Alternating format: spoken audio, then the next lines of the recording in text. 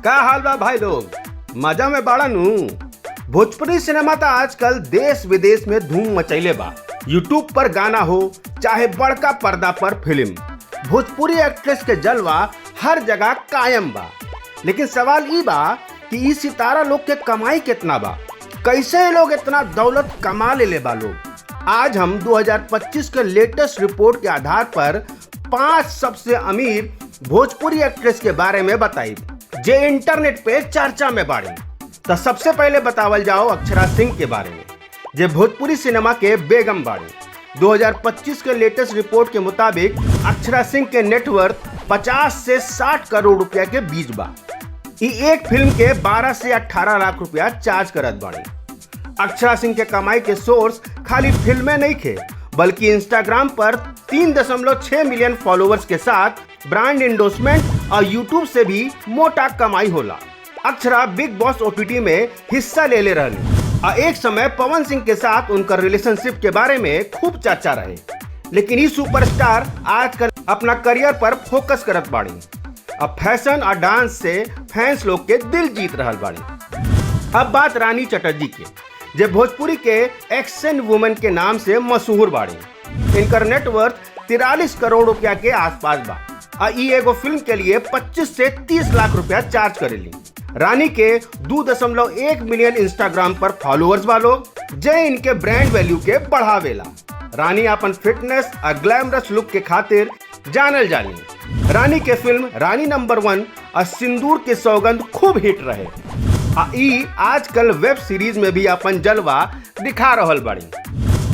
मोनालिसा जब big boss 10 में अपन जलवा दिखौले रहली, इनकर नेटवर्थ 35 से 40 करोड़ रुपया बा। एक प्रोजेक्ट के लिए 35 से 40 लाख रुपया चार्ज करेली। मोनालिसा भोजपुरी के अलावा हिंदी, बंगाली, तमिल और तेलुगु फिल्म में भी काम कैले बाड़ी। इनके टीवी शो जैसे नजर और नमक इश्क का से भी बढ़िया कमाई होला। मोनालिसा के बिग बॉस में अपन लव स्टोरी खूब चर्चा में रहे।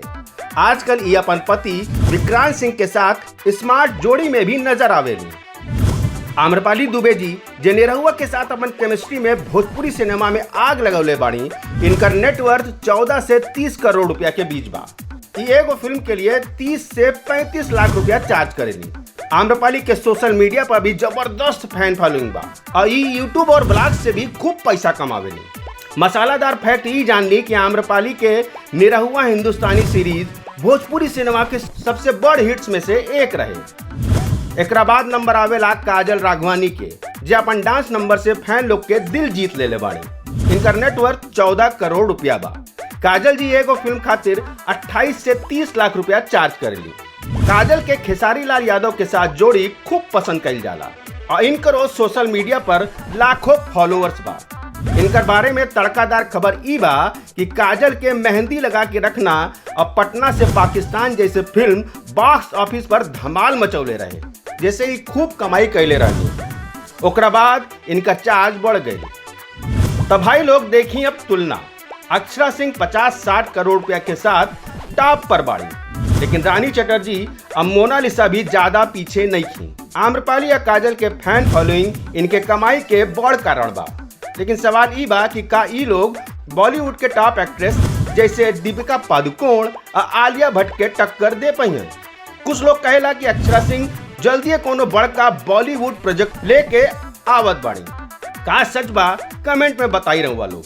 तो दोस्तों, ये रहे भोजपुरी सिनेमा के 5 सबसे अमीर एक्ट्रेस। ये लोग के ग्लैमर, टैलेंट और कमाई के बारे में सुन के रहुआ लोग के मन में का ख्याल आई, कमेंट में जरूर बताई। अपना फेवरेट एक्ट्रेस के नाम लिखें।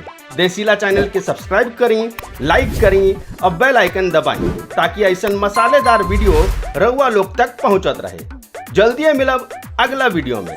तब तक के लिए जय भोजपुरी, जय ग्लैमर, जय देसीला।